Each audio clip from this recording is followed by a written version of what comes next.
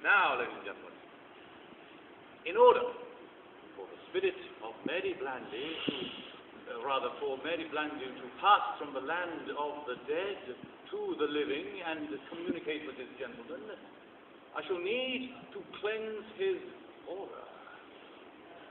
Now, sir, I need you to sit up straight. That'll do, yes. And close your eyes.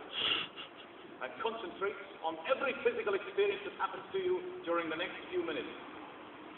Now, do not smile or move at all.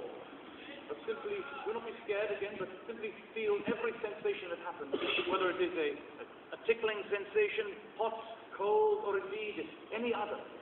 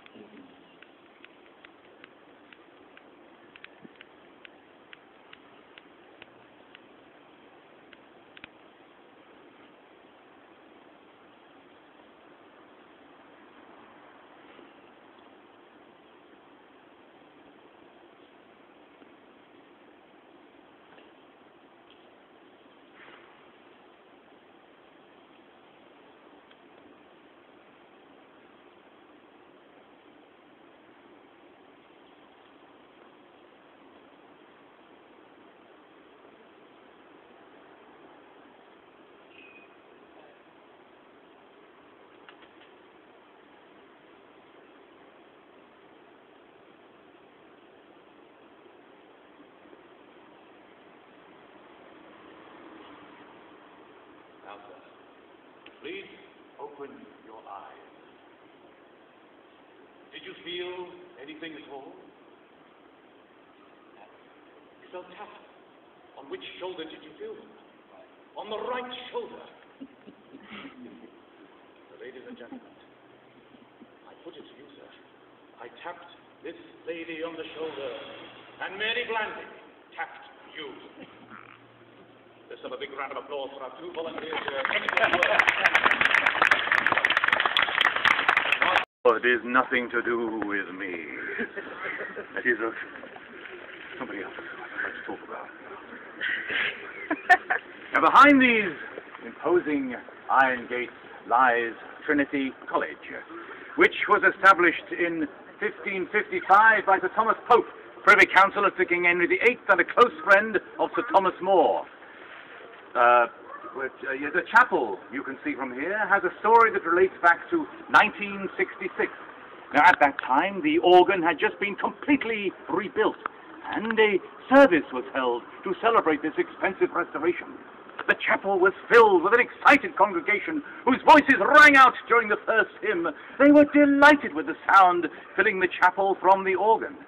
But after this first hymn, a curious off-key wailing sound was heard. What in heaven's name was it? It was making it impossible to hear the Bible reading. The dean decided to investigate.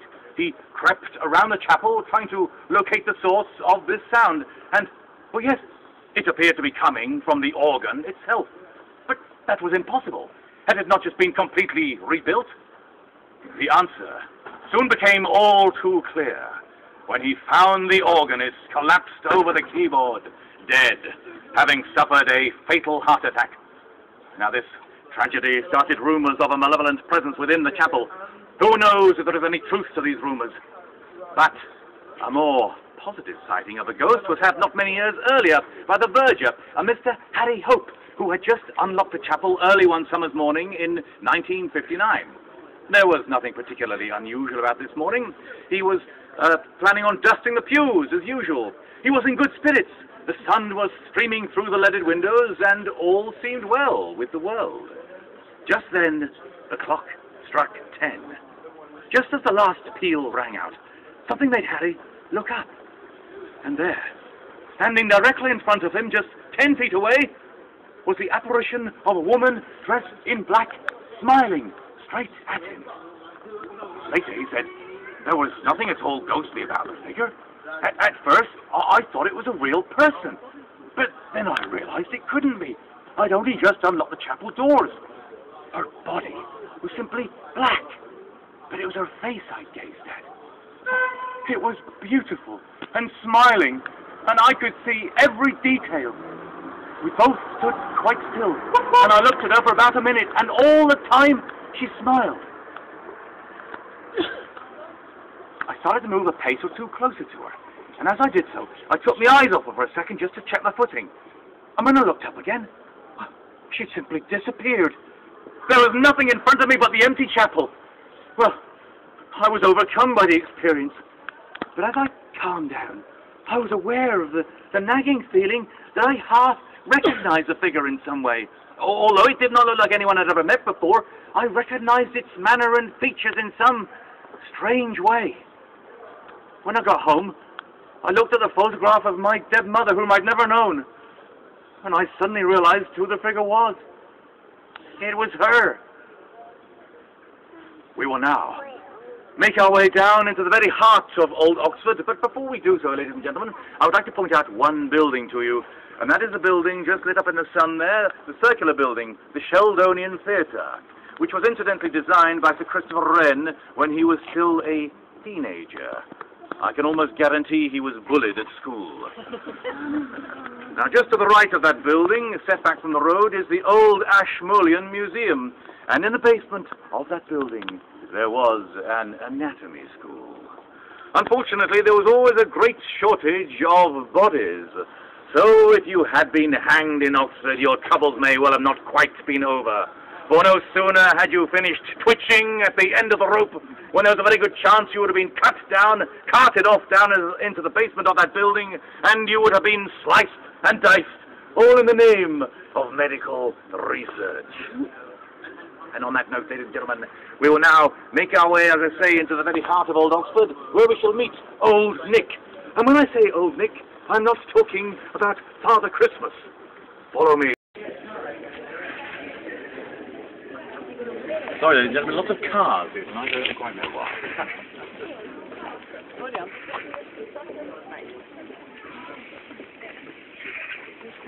Now, we better snuggle up a little bit, just let the passers-by pass by behind you there. I'll try not to spit too much. Now, the little cobbled gutter running along the centre of this lane is one of the last of the Oxford kennels, down which the open sewage used to run. I do hope that none of you are wearing open-toed sandals, ladies and gentlemen. Now, this is Brasenose Lane, and the windows directly behind you there in the 19th century look straight into the headquarters of the Brasenose Hell Fire Club, based on the High Wycombe Hell Fire Club, where drunkenness, atheism, and sex were the norm. Not much change from ordinary student life today, I hear you say, but it was in this little lane that the ultimate villain is said to have made an appearance. Yes, ladies and gentlemen, I am talking about Old Nick. The devil himself is said to have stood in this very spot in the 1820s. Even now, it is a dark and ominous lane, but imagine what it was like in the 19th century. Dark, sinister, and sewage. Now, apart from the sewage, not much has changed from that time to this. Then, as now, those windows had iron bars down them with a wire mesh wrapped around them, making them impossible to be used as an exit point. Or so you might have imagined. On a December evening in the 19th century, the Reverend T.T. Churton, Vice President and Fellow of the College, was making his way along this lane toward Radcliffe Square. Now, although, as you can imagine, it was very dark, he could clearly make out the shape of a cloaked man standing by these windows. He appeared to be dragging somebody out through them. But that was impossible, for even if the wire mesh had been removed, the iron bars would have made it unfeasible for a man to pass through. But as he came a little closer, he could see, in utter horror, that neither the bars nor the mesh had been removed, and that the screaming man was being dragged face first out through those windows like meat through a mincer. The cloaked man ignored the terrified pleas of the Don and continued with his ghastly task. The Don then ran around the corner, pounded on the lodge gates, which were opened by a startled porter who let him into the college. Both men then heard terrified screams coming from these rooms, and on entering, they found Edward Trafford, the president of the Hellfire Club, lying in a pool of blood, dead. The other members later admitted he had been in the middle of a blasphemous service trying to summon up the devil when he had collapsed on the floor. It later transpired he had died of a burst blood vessel, but nobody could explain why he had wire mesh marks crisscrossed over his face. To his dying day, the Reverend Churton swore that he had seen the devil that night, but as the only other witness on the scene was indeed old Nick himself, we may never know the truth. I see that some of you are looking a little skeptical. Yes, very well. The fact that he died that night is not in dispute, but it is in the college records, a copy of which I happen to have here. What are the chances of that, ladies and gentlemen? Now, let's have a look. Where are we now? December, here we are, the 1820 December, Edward Trafford died in unexplained circumstances. There we are then. Oh, ye generally of little faith in you in particular. Very well. I wonder if we can check on the veracity of this story by way of a sign. You must all help. When I say the words, "Give us a sign," you must all join in with me, just like that, all right? Let's give it a try, shall we? After three, ladies and gentlemen. 1, 2, 3. Give us a sign. You boys were totally silent. Don't think I'm not looking. It's all right, not to worry. Now, we will now, ladies and gentlemen, that's not bad at all, the rest of you, not bad at all, but a little more commitment required, I think. We will now try it for real.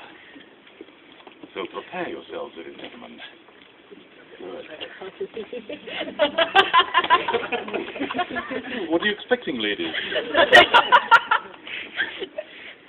If the aforementioned events mark the true manner in which Edward Trafford, president of the Brasenose Hellfire Club, departed from this place, give us a sign. All together. Give us a sign. Once more. Give us a sign. Who?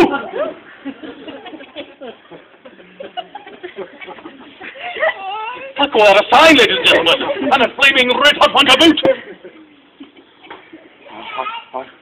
I think that under the circumstances it would be wise for us to move away from this hellish lane and assemble again outside more hallowed ground across Barclays Square by St. Mary's Church. This way, ladies and gentlemen. I know, I'm just thinking.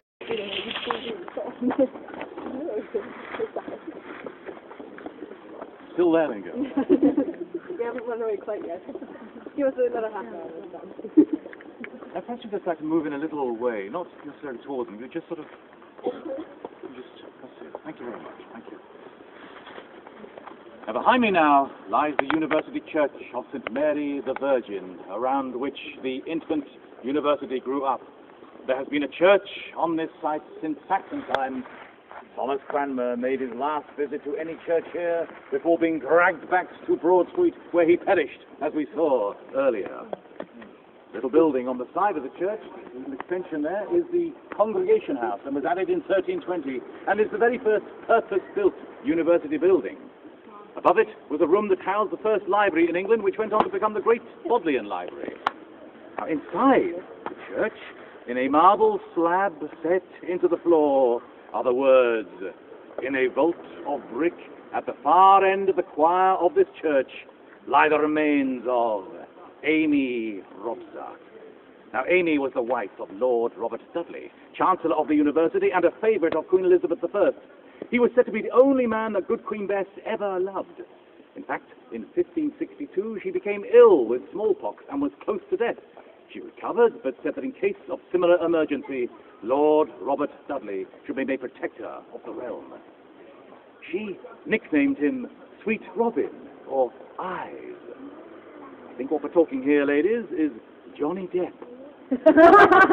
In tights, Now, had he been free to marry, he could well have been a suitor for the Queen's hand. Some have hinted that he may have done his best to set himself free by ridding himself of his wife. In 1560, Amy was staying at Cumnor Place, a large hall not far from here.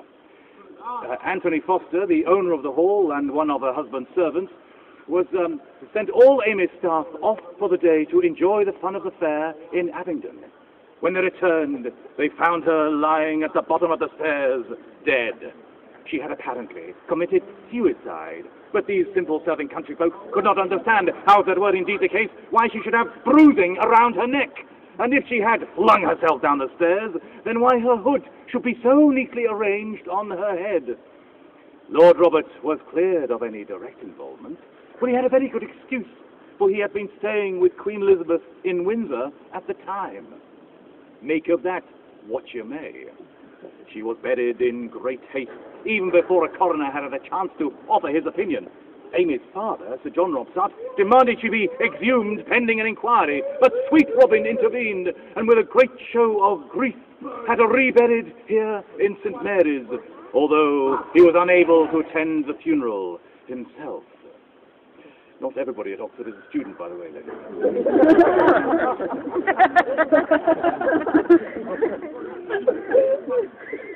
She was also recorded as haunting Conbury. She was also said that she walked the hallways. Oh, sorry, I forgot that. Before being reburied here, Amy laid in state at Gloucester Hall, which is now part of Worcester College. She is now said to haunt the junior common room there, which was where her body laid that night. She was also said to walk the hallways and corridors of Cumnor Place itself, where she flung objects around and made ghastly noises that so terrified the occupants nobody could or would live there, and the hall became abandoned and fell into ruin in the 19th century. She's also recorded as haunting Cornbury Park, where her husband had a lodge. Oh, she terrified him by materializing in front of him, pointing a bony finger at his heart and informing him that, yes, within 10 days he too would be passing over to the other side. Lo and behold, within the allotted time, he was indeed dead. She is still said to haunt the park there, and if any of you should meet Amy, you are strongly advised to make your final plans. We will now make our way a little way across the square to see the house where Prudence lived. This way, ladies and gentlemen.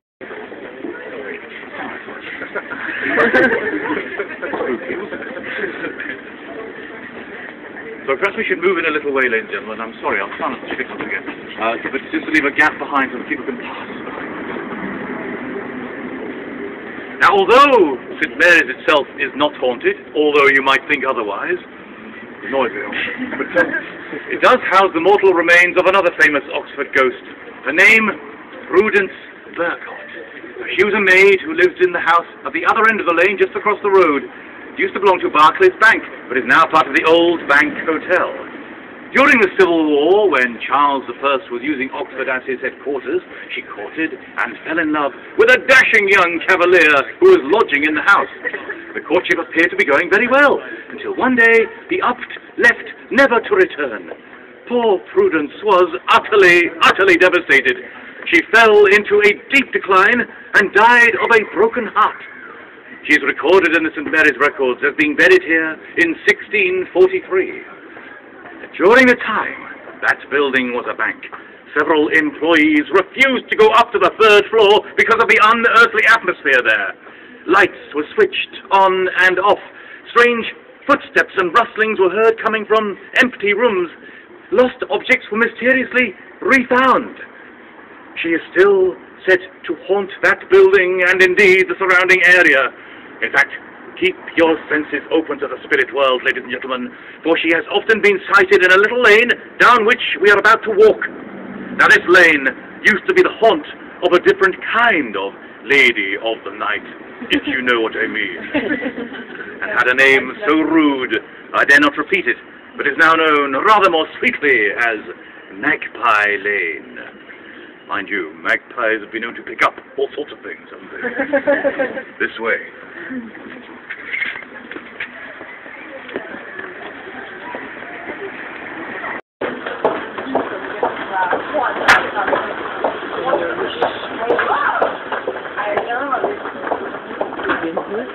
No.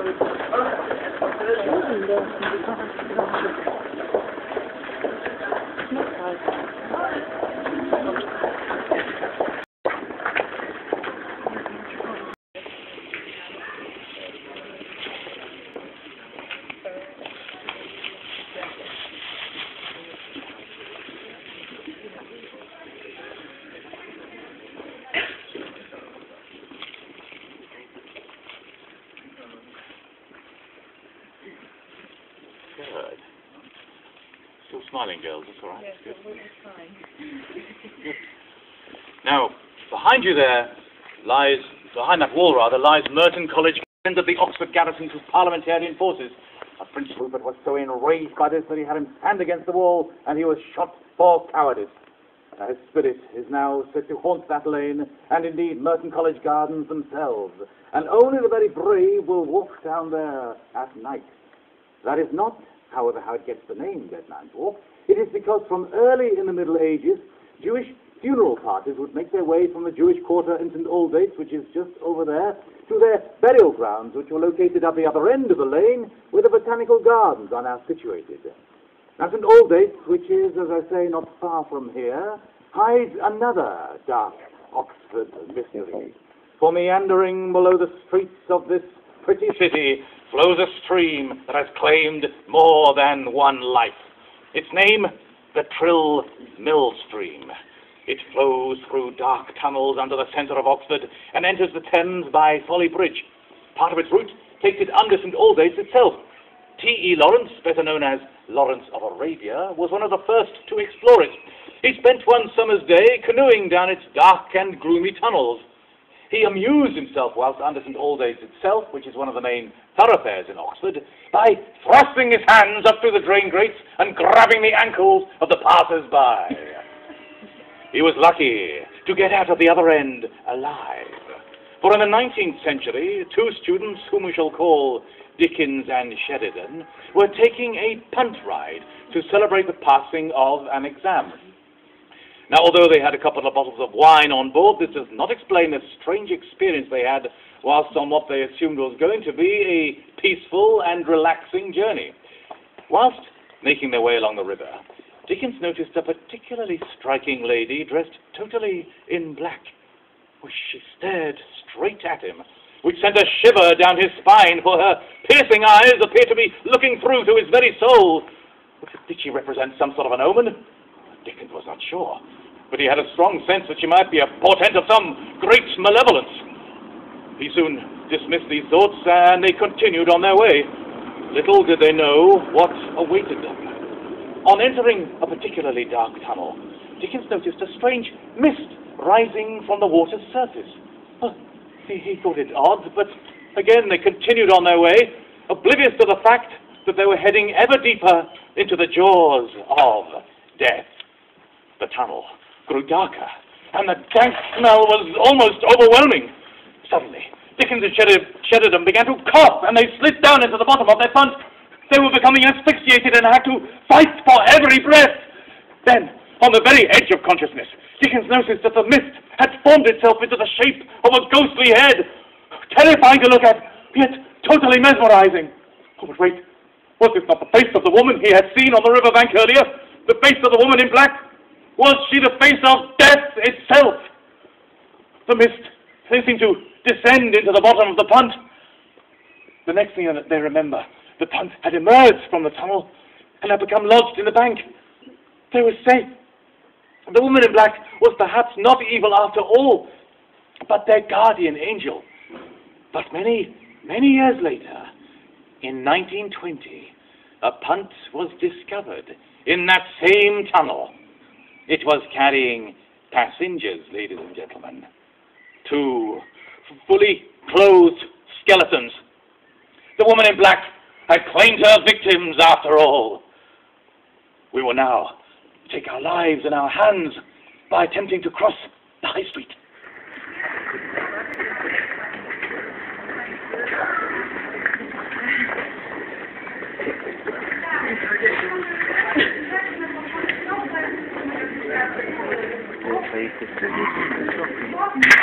Grab the phone, straight off.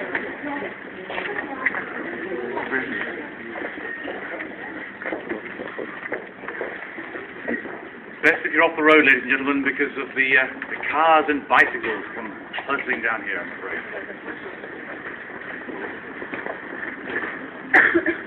Good. Now this is St. Peter's in the East Church. When the philosopher Jeremy Bentham was at the Queen's in 1760, his rooms were up there, and they overlook the church and churchyard. He is said to have lived in perpetual fear of ghosts, for the church is haunted by St. Grimoald, the Saxon saint who founded it. The apparition of a figure has been seen making its way down this lane in the dead of night, ringing a bell. Nobody knows why. You see, perhaps calling the faithful of Oxford to prayer? Now, I need a volunteer. Yeah. You got you go now, sir. I'm sorry. Me, yeah? It's anyway, unless nobody else wants to have a go. Then you go. Everyone's afraid. The volunteers? No? No? Oh, sir, yes. So wait a minute. Oh, well done, sir.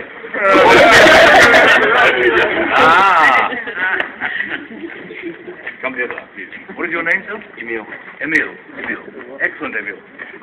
Sorry, sir, I didn't mean to, No, that's cool. Spread my sabers. No? Now, Emil, I need you to ring this bell at the appropriate moment. However, hold it carefully and do not let it ring until I say. All right? Okay. Thank you. Now, as I say, several local people have seen a figure making its way down this lane in the dead of night. Some say he has a look on his face and carries an aura of deep sadness, and witnesses attest to an overwhelming sensation of grief and misery as he drifts his way down the lane. Now let us recreate these ghostly goings-on. But before we do so, let us center ourselves and open ourselves up to the spirit world with a little deep breathing. After 3, ladies and gentlemen. 1, 2, 3. Our napkins are voluntary. And relax.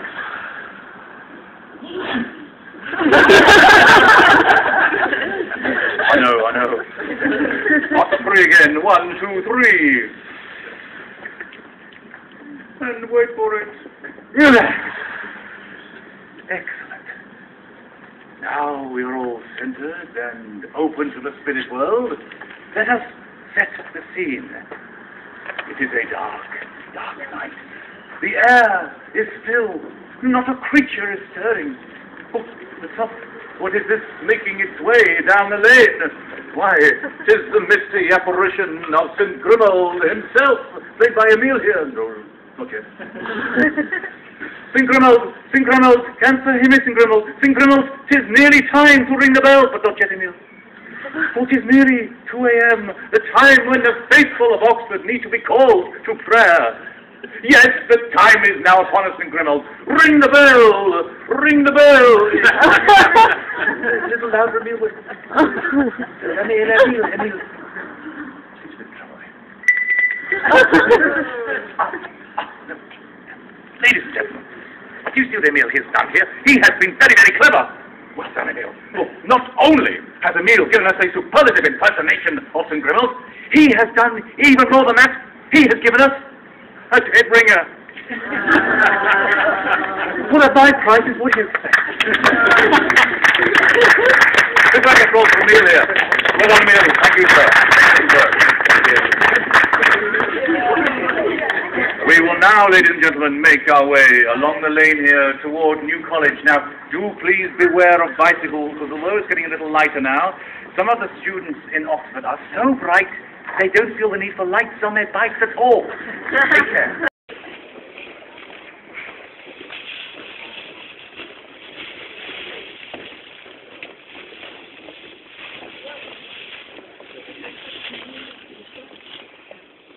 Now, you may need just to move over a little way, ladies and gentlemen, because of the cars and bicycles coming down here. Just mind your back. Just be aware, that's all. That's great. Thank you very much. Now, behind these imposing walls lies New College, which is a very attractive college and is well worth a visit.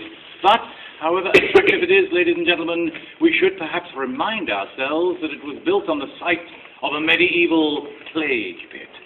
Members of the college have witnessed many inexplicable events, especially here and in the area of the college chapel. One night in 1962, a certain Dr. Lumsden, a fellow of the college and one of the country's finest organists, had been working late into the evening with some students in the chapel. He dismissed them for the night and began to clear up their books by himself. Now, did I say he was an organist? I can't remember. Probably. Anyway, he was an organist, and as an organist, he was used to working in some of the country's finest and perhaps most haunted cathedrals. He was on his way out, which meant that he had to walk through the darkness to the door. He had taken no more than 5 steps between the pews when some instinct made him look around, and as he did so, he was shocked to see the white head and face of a man sitting in the warden's stall. Later, he said, it was not a blur of light, but a definite face with all the normal features. Its body must have been dark, because it was not visible in the pitch blackness of the chapel. I assumed it was in priestly or academic dress. It turned away, and I carried on walking. Then I realized what I had seen, and I ran all the way out of the chapel. I was terrified, and since that time, I have never been alone in the chapel after dark. Some other college members later tried to persuade me that what I had seen was the ghost of Warden Spooner, whose description certainly tallied with what I had seen, but I do not know who or what it was, and I have no rational explanation for it. Now, Warden Spooner, ladies and gentlemen, was famous not so much for the many improvements he made to the college, but for his charming spoonerisms. Now, a spoonerism is created by transposing the first letters of words. So, for instance, a well-oiled bicycle becomes a well-boiled icicle. Hilarious in Oxford, but no one else. Now, if he had made an appearance that night, ladies and gentlemen, his head and face certainly would have stood out, for Warden Spooner was an albino. But whether or not he did appear in front of Dr. Lumsden, one thing I can tell you, and that is that Dr. Lumsden is not the kind of man to have imagined or made up a ghost. How do I know this? Because I used to know Dr. Lumsden, for he was the principal of my college when I attended the Royal Scottish Academy of Music and Drama in Glasgow. He later went on to become the principal of the Royal College of Music in London, and is now Sir David Lumsden. And as I'm sure you're all aware, ladies and gentlemen, knights of the realm simply cannot lie. Yes. Now, behind these walls lie new college cloisters, which were used as an ammunition dump during the Civil War, and the lane itself is said to be haunted by the ghosts of royalist cavalrymen who would assemble here before battle. Yes, ladies and gentlemen, many years ago, these walls would have echoed to the sound of horses' hooves, and that sound has not been heard for a long, long time. A long time, that is, until tonight. Now, I need 3 volunteers. Well done, sir. I think you must volunteer again. Excellent. Now, ladies and gentlemen, will tonight recreate for you a cavalry division, the likes of which you will never have seen before. Now, I need you to move over that way, 1 step, thank you, and you stay on the way. That's it. We need a good run-up, cavalry. Now, how will we do this, ladies and gentlemen? Well, that would be telling. You must all turn around and face in the opposite direction, and no peeping. Now, you might like to talk amongst yourselves whilst we assemble ourselves here, and indeed, you might like to set the scene by closing your eyes and imagining yourselves surrounded on all sides by Prince Rupert's cavalrymen, Englishmen at the peak of their manhood, resplendent in their lace ruffles, feathers and velvet, mounted on their magnificent steeds, their chests pounding in anticipation of the battle to come. I expect some of you ladies are already feeling a little light-headed. My cavalry division is now ready to lead you forward. Cavalry division, forward! Hooch!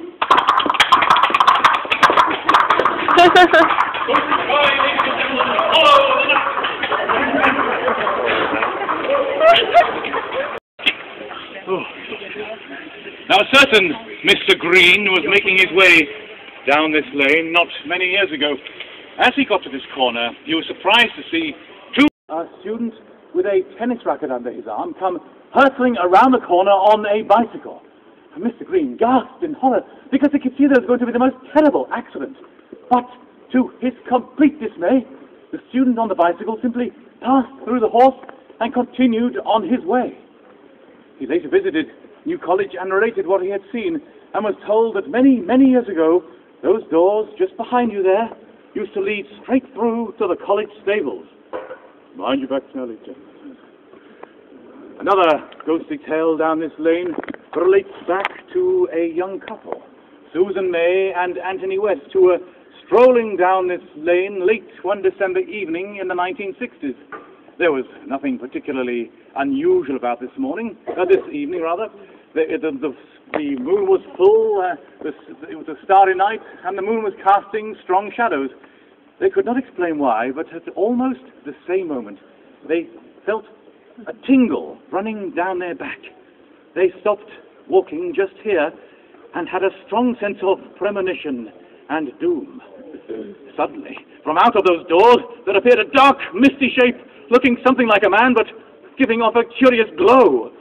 What made it even more frightening was that in the cold light of the moon, its weird features appeared wax-like.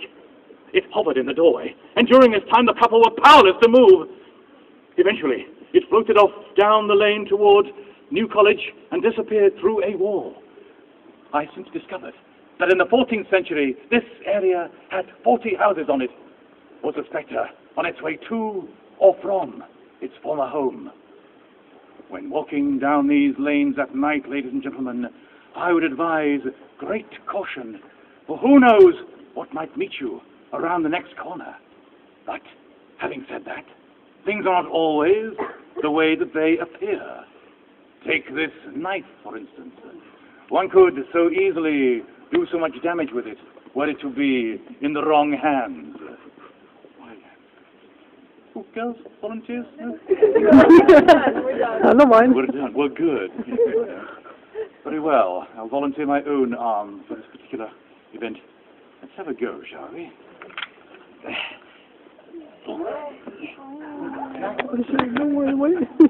Now, have we dined, ladies and gentlemen? There's a very nice kebab wagon up on Broad Street, I understand. You don't like it? Oh, don't worry. Don't try it at home now, boys and girls, will you now? Luckily, on this particular occasion, I'm happy to reassure you all that indeed no harm has been done. And on that note, ladies and gentlemen, I should like to thank you all for coming along on Bill Spectre's Oxford Ghost Trail. I must say that of all the groups I've taken around, you are definitely the most recent. No, but seriously, you have been an excellent crowd. Thank you so much for coming along, and I hope you've had as much fun as I have. Will you join me now in thanking my excellent helpers for all their work tonight, ladies and gentlemen? Thank you all.